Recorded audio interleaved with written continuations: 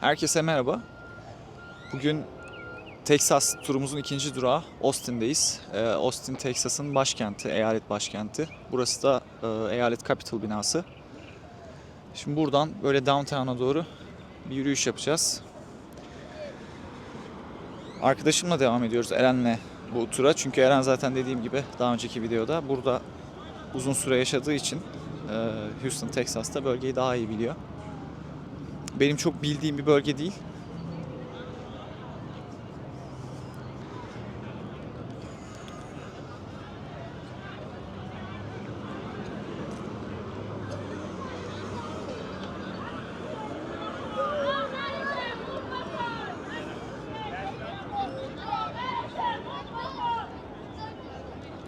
Sol tarafta bir İran protestosu var.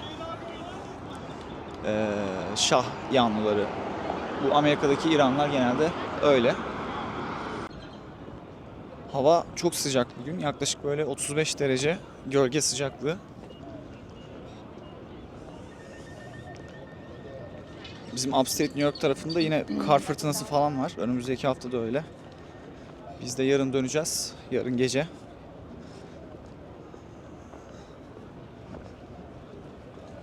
Yani sıcak hava o kadar iyi geldi ki.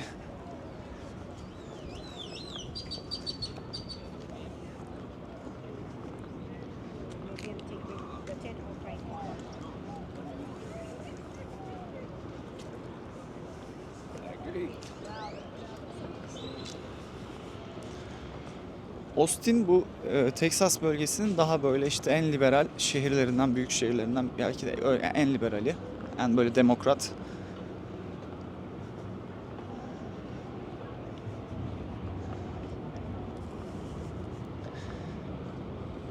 Buradaki insanlar nasıl Eren şey değil mi böyle çok işte sporunda, keyfinde. Tabii.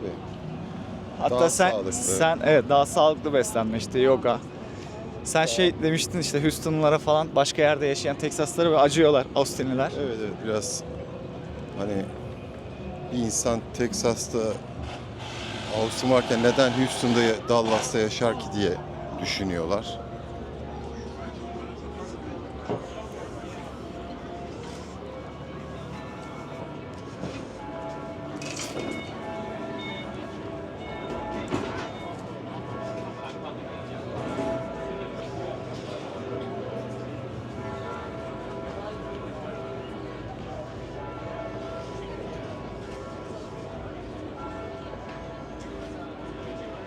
Burası bir açık alan.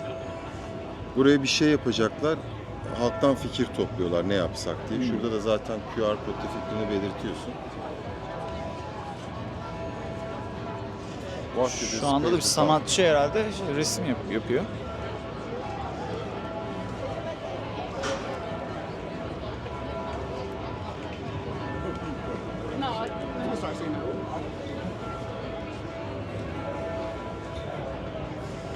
Burası biraz daha canlı geldi bana yani downtown bölgesi Houston'a göre. Hoşuma gitti bu arada. Biz biraz arabayla da turladık. Biliyorsunuz böyle Amerika'nın işte Chicago, New York, belirli başlı büyük şehirleri dışında DC diyebiliriz belki. Çok şey yok yani böyle downtown'lar falan daha iş dışında pek yoğun değil. Ama burası biraz daha yoğun.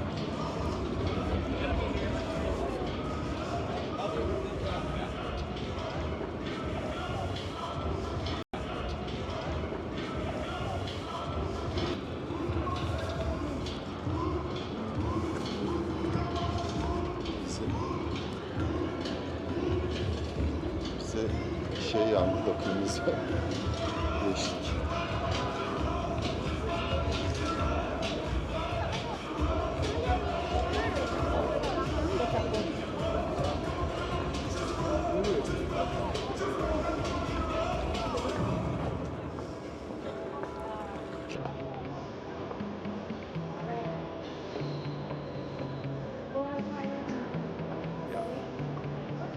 Sometimes I get so mad, there's no controlling me. My thoughts get so bad, I might grab at that. I don't know, my rap, my blood boils over like, oh God, here goes. I lost all feeling from my head to my toes. You said some shit that I can't let go, so just stay tuned for the rest of the show.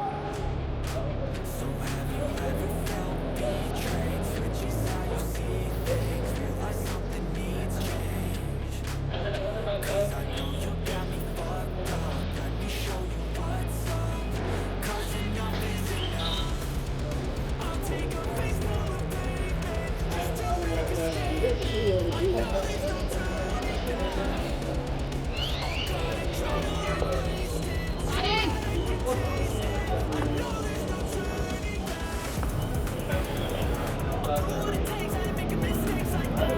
Şu ileride bir kalabalık var. Şimdi oraya bir bakalım.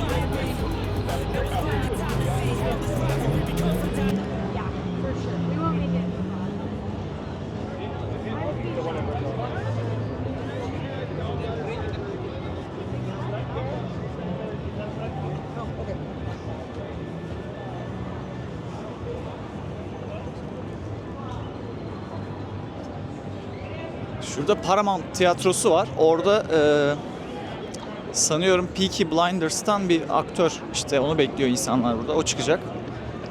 Şöyle biz de bir bakalım.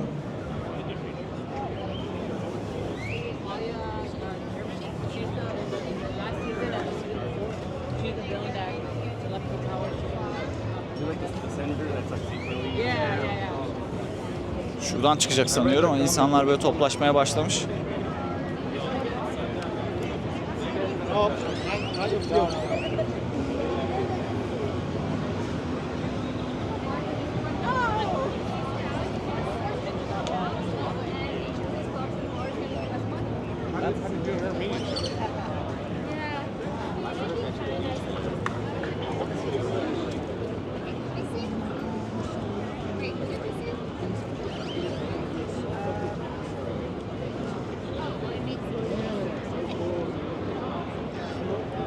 Bir film festivali var.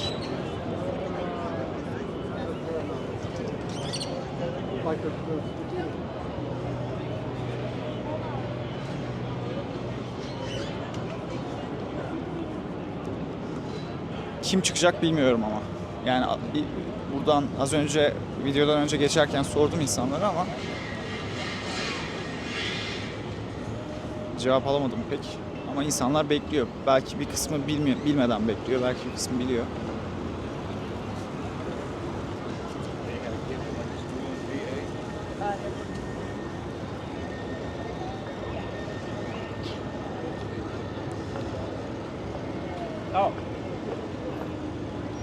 Bu Austin'de şu Waymo'lardan da çok fazla var. Sürücüsüz taksi. Houston'da da vardı gerçi ama burada daha fazla gördüm. Bir sürü var yani.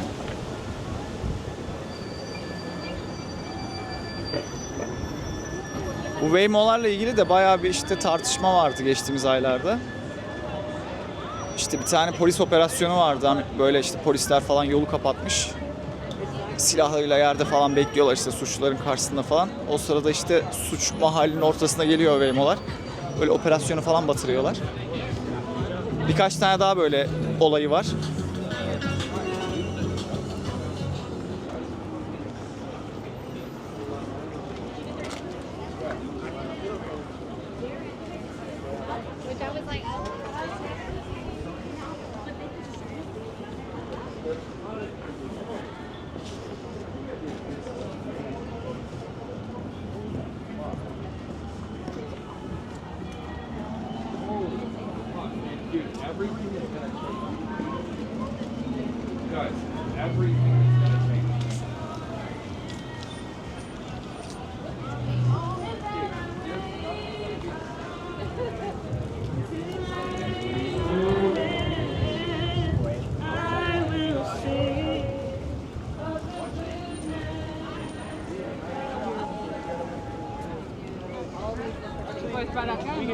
Burası meşhur 6. cadde.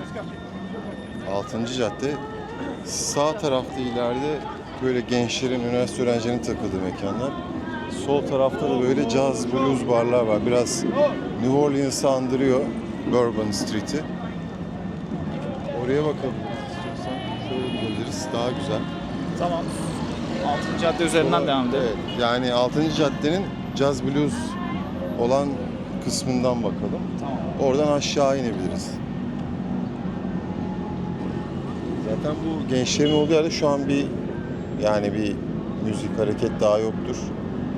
Ya yine vardır da işte yani az. Zaten birkaç hafta önce Austin'de biliyorsunuz bir terör saldırısı oldu. İran operasyonu başladıktan sonra. Onun da hala şoku geçmiş değil yani.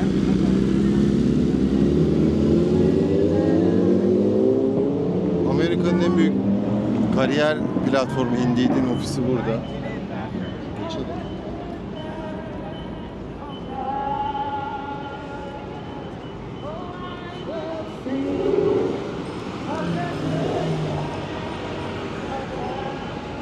Soldakiler de ilahi söylüyor. Burada Hristiyanlık propagandası çok yaygın. Evet. Yani elinde pankartlar, işte Jesus seni korur, Jesus saves, işte Lord, King vesaire.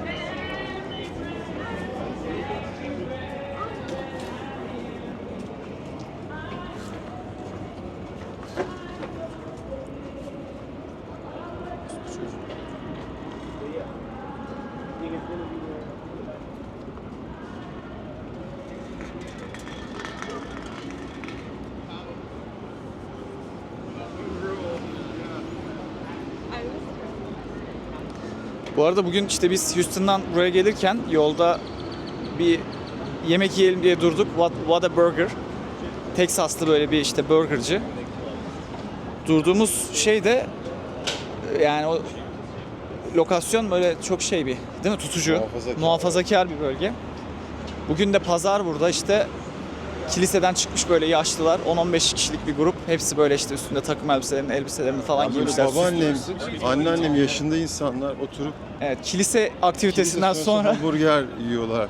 hamburger Yani fast food. aktivite. Yani aşırı Amerikan bir sahneydi. Gerçekten çok acayip bir kültür. Bizimle alakası yok yani. Ben bu kültür iyidir, şu iyidir, bu kötüdür demiyorum. Yanlış anlaşılmasın. Farklı yani, evet. değişik. Evet, oradan müzik sesleri geliyor. Tamam, bir şey olmaz, biraz yürüyelim.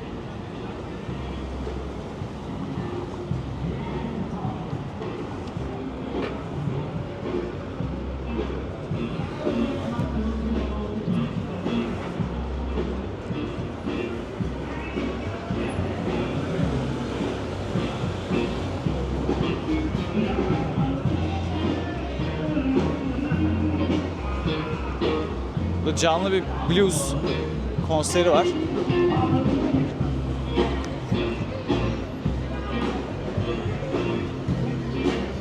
Tabii Amerika'da ve dünyada blues'un en iyi temsilcilerinden biri de Texas bölgesinde. Özellikle Austin, Texas blues'un merkezi.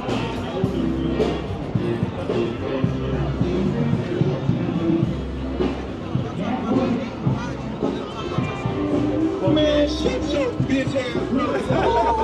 I'm not your fucking head off your shoulders, ugly ass bitch.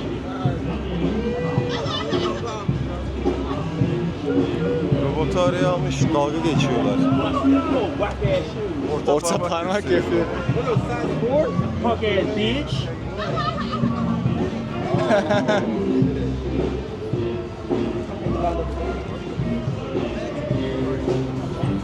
Evet, Amerika'daki işte en iyi temsilcilerinden biri burada blues'un, yani Austin. Stevie Ray Vaughan en efsanevi genç yaşta ölen bir helikopter kazasında blues müzisyenlerinden birisinin de, yani Texas Blues bildiğim kadarıyla yani Austin'den çıkma.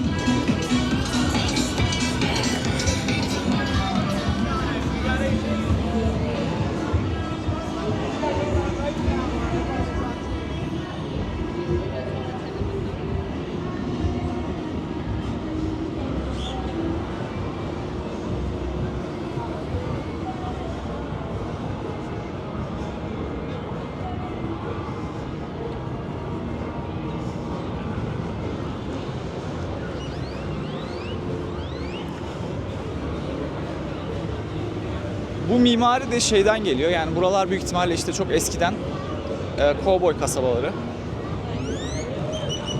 Yani zamanında burası büyük şehir değilken bu bölgeler işte böyle kovboyların o eski western filmlerinde gördüğümüz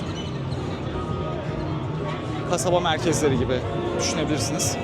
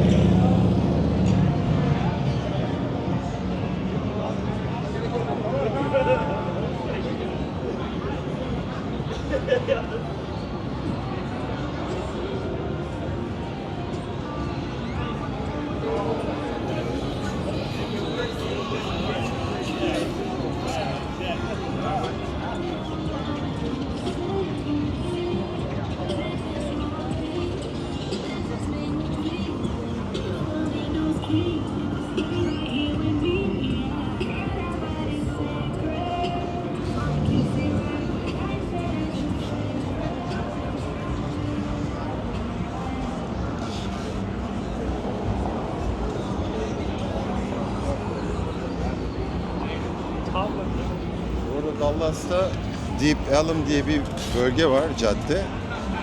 Bu Sixth Street Avus'undakine çok benziyor, mekanlar vesaire tarzı. Biraz benzettim. Çok güzelmiş ya bu bölge.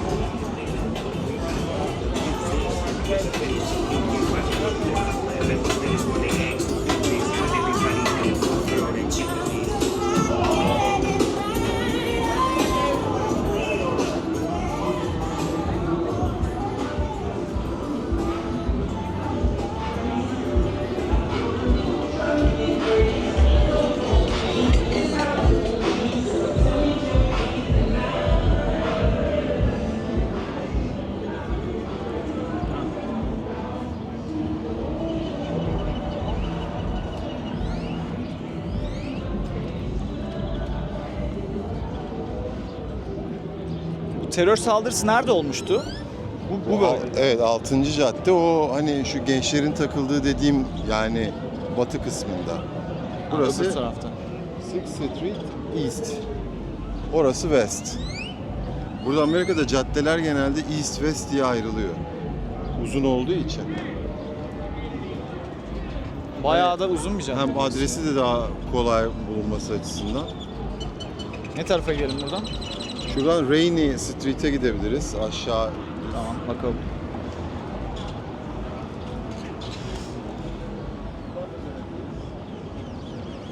Tamam biraz daha gidip dönelim o tarafa. Tabii buralar işte böyle cuma cumartesi akşamları kopuyor büyük ihtimalle.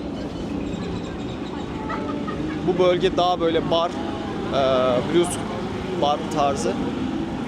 Eren'in dediği öbür caddenin öbür tarafı biraz daha işte gece kulübü.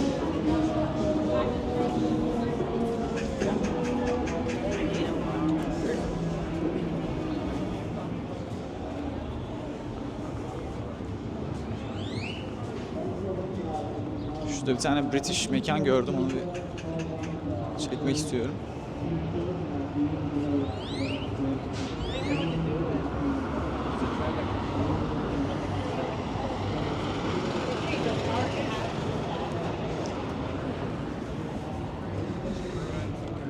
Yani gördüğünüz gibi doğu tarafından çok farklı bölge.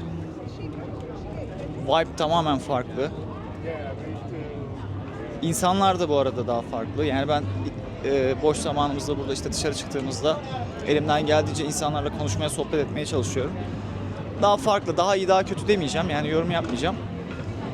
Ama biraz daha şeyler, yani daha işte bu mesela New York tarafı, New York eyaletindekiler veya işte o kısımda daha demokrat yerlerdekiler çok daha böyle işte, yani böyle sizi ofend etmekten korkarlar. Her söyledikleri yanlış anlaşılacak mı? Daha böyle işte kibar olmaya çalışma. Burası biraz daha böyle direct.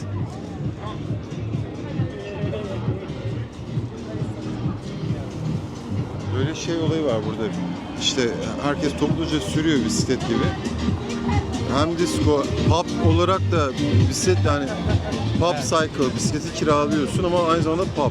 Hani bar gibi içe içe hem ayağınla pedal çevirip spor geziyorsun yapıyorsun, hem de geziyorsun. bira içiyorsun falan. Berlin'de görmüştüm onu. Buradan aşağı inebiliriz.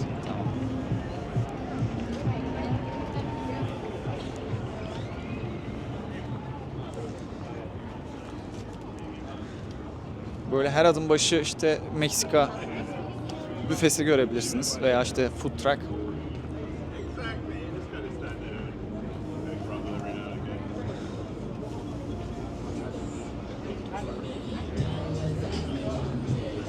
Güzel koktu bu arada.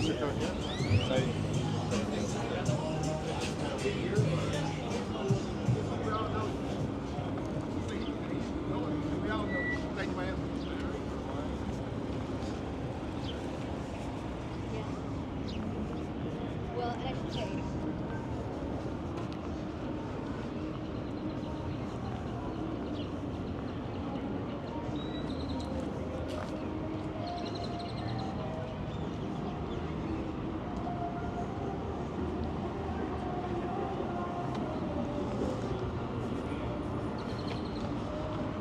Burada da bu arada işte bugün pazar demiştim. Arabayı downtown'da böyle park edebiliyorsunuz ücretsiz.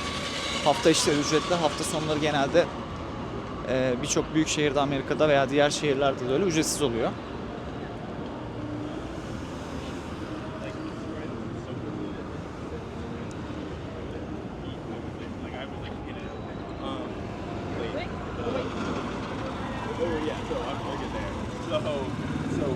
But yeah, afterwards, I went out. So then the next week when we were back there, we doing. So how did South by go? And I was like.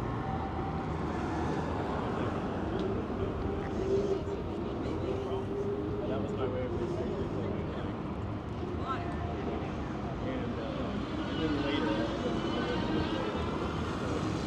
Bugün de bir startup etkinliği var burada. Startup networking. Açık bir etkinlik yani. Bilet alıyorsunuz ama hani dışarıda. Çünkü Austin startupların kurulduğu hani bu işte AI, işte bilgi teknolojileri, IT Evet, alanında burada Amerika'nın önde gelen IT sektörü çok gelişmiş bu. San Boston'da. Francisco Silicon Valley'den sonra en çok startuplar Austin'de, Amerika'da.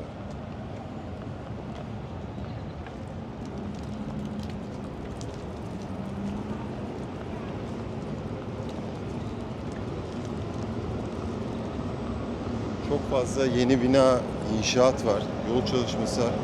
Çünkü gelişiyor, ihtiyaç var, gelen oluyor. Konuta, özellikle gençler böyle hani işte tek kişi, one bedroom, stüdyo, evler. Burada bu arada genç nüfus yüksek ve Amerika'nın en iyi üniversitelerinden birisi burada. University of Texas Austin.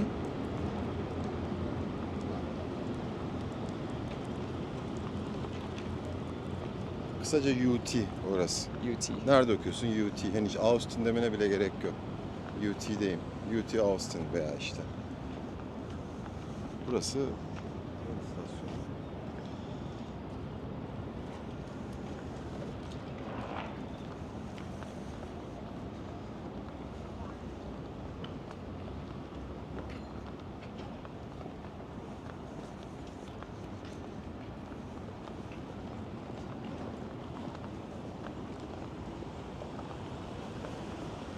Benim de ilk gelişim Austin'a hep böyle merak ettiğim bir şehirdi.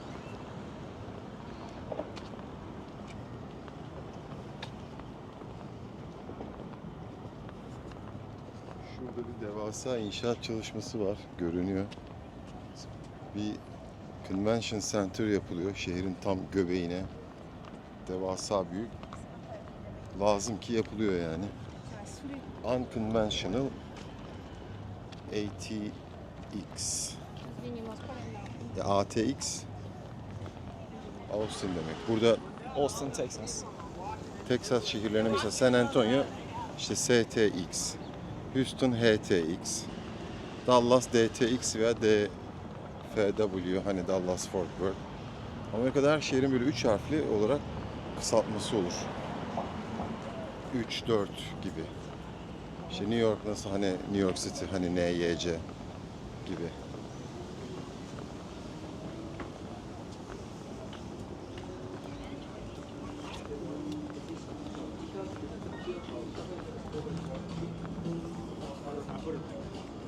Yalnız bayağı büyük bir inşaat. Evet, Ha şimdi biz bitmiyor yani. Türkler olarak bir delik olsa oradan inşaatı izlerdik yani saatlerce. Çok büyük bir alan.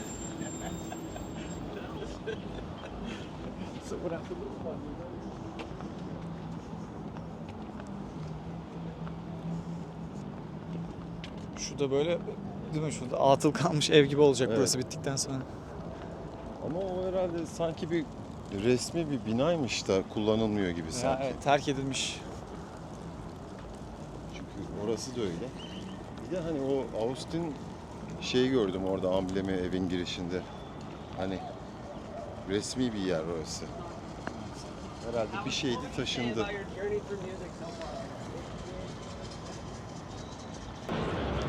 Biraz yürüyüp devam ettik. Bu bölge de çok güzel bir bölge. Rainy bölgesi. Burayı da size gösterip burada vedalaşmak istedik. Yine hareketli, genç, canlı bir bölge.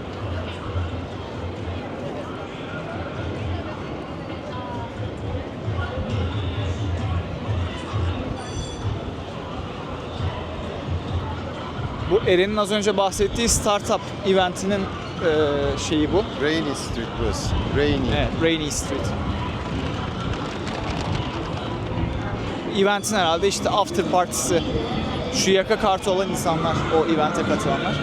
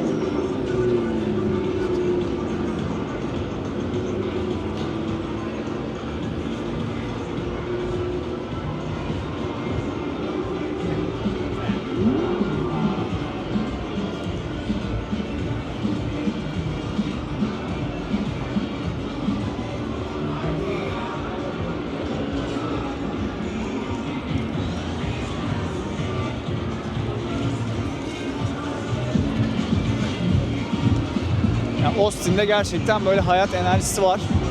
Yüksek bir enerji var. Çok güzel, benim çok hoşuma gitti yani. Her yerden de müzik sesi geliyor.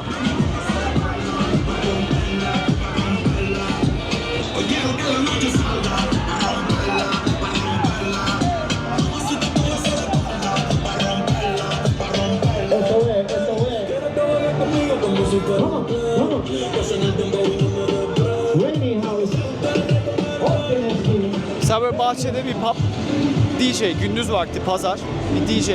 İlginç yani. Şurada mesela country müzik var. Canlı müzik. İnsanlar bahçede kimisi kokteylini içiyor, kimisi kahvesini, kimisi birasını. Ne güzel canlı müzik var.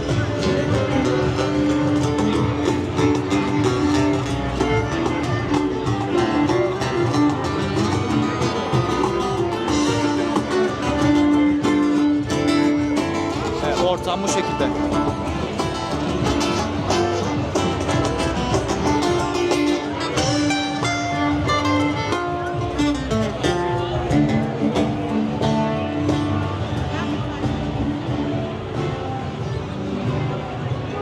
Ya bu kültürün, bu müzik kültürünün böyle yaşıyor olması, devam ediyor olması çok güzel. Her yerde ayrı bir tarz, ayrı bir ortam. Burası da bir Irish İrlanda mekanı.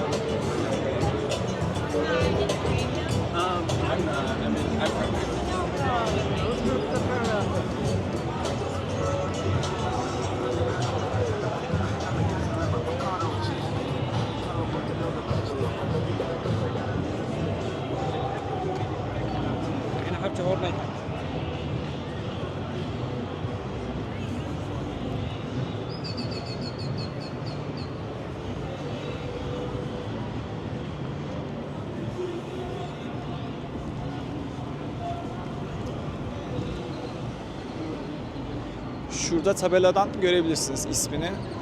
Rainy Street, Historic District. Yani tarihi bölge.